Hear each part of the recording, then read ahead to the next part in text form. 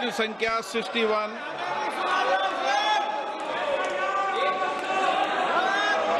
कोडा Vishweshwar Reddy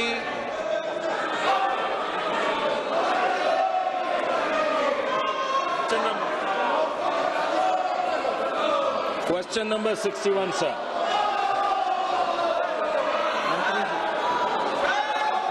Sir, a statement is laid on the table of the House, sir. Sir, through you, sir, I'd like to ask the Minister whether the entire country is covered by the CNG network and what is the government doing to promote CNG in the country, sir? My first supplementary.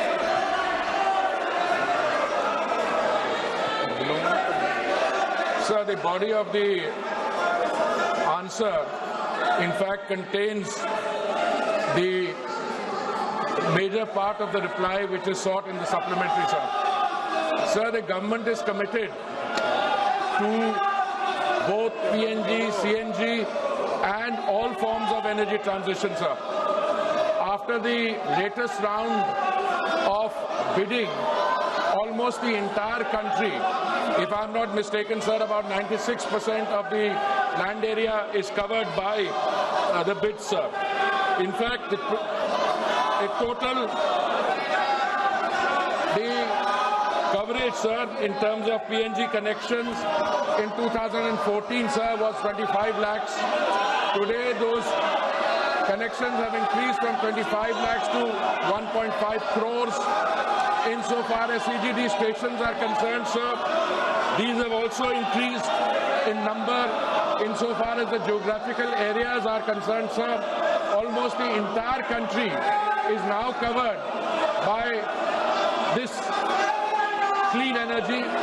It is our effort now to go beyond the land area of the country to also move in the direction of the island territories, sir, and all efforts are being made, not only here, but even in cylinder gas, which is the product of a refinery, sir. In 2014, we had 14 crore connections. Today we have 33 crore, 40 lakh connections. PNG, which is piped gas, compressed natural gas. There also, sir, the number of connections, the number of stations. This question, sir, is actually on the number of connections in the city of Hyderabad, where the Allotee has actually got 83 stations and they are catering to 55,000 customers. And in fact, they are putting in more capex. There is going to be an expansion there. So, sir, on all fronts, piped natural gas, CNG, CGD, and even CBG, sir, biogas. There also, sir, the country is making very remarkable progress, sir. माननीय सदस्यगण, Second supplementary question, sir. Second आपसे supplementary पहले भी question. कहा है कि प्रश्नकाल महत्वपूर्ण समय होता है, आपका समय होता है, जिसमें आप जनता की अपेक्षाएं, उनके महत्वपूर्ण मुद्दों को उठाते हैं।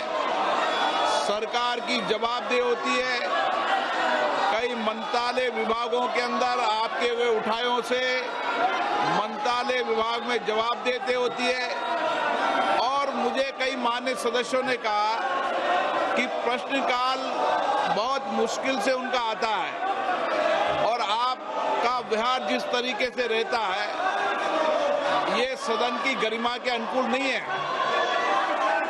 माननीय सदस्यगणों, आप इतनी पुरानी राजनीतिक दल के संसद सदस्य हो, मान्य हो, जिनका बहुत बड़ा योगदान इस सदन के अंदर मर्यादा और गरिमा के रहा है। लेकिन आप जिस राजनीतिक दल के सदस्य हो, वो राजनीतिक दल के लोग देखेंगे आप किस तरीके से सदन में व्यवहार करते हैं, तख्तियां लेकर आते हैं, नारेबाजी करते हैं, मेजे ठोकते हैं। ये सदन की गरिमा के अनुकूल नहीं है। मैं आपसे फिर आग्रह कर रहा हूं कि संसद की मर्यादा गरिमा को बनाए रखो। दुनिया का सबसे बड़ा लोकतंत्र है और लोकतंत्र के अंदर हमारी पारदर्शिता, जवाबदेही दुनिया जानती है।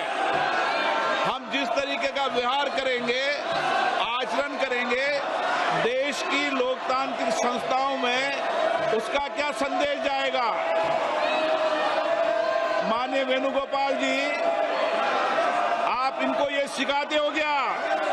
नारेबाजी करना, तख्तियां लेकर आना, मेज थपथपाना, ये आपकी पार्टी के संस्कार नहीं रहे।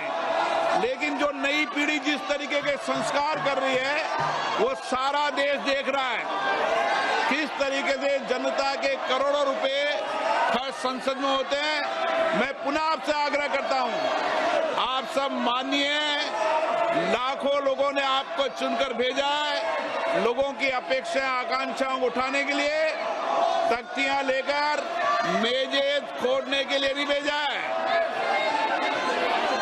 मैंने पुनः आपसे आग्रह किया है, आप अपने अपने आसन पर जाएं, प्रश्नकाल के बाद नियमों के तहत आपको हर मुद्दे विषय पर बोलने दिया जाएगा।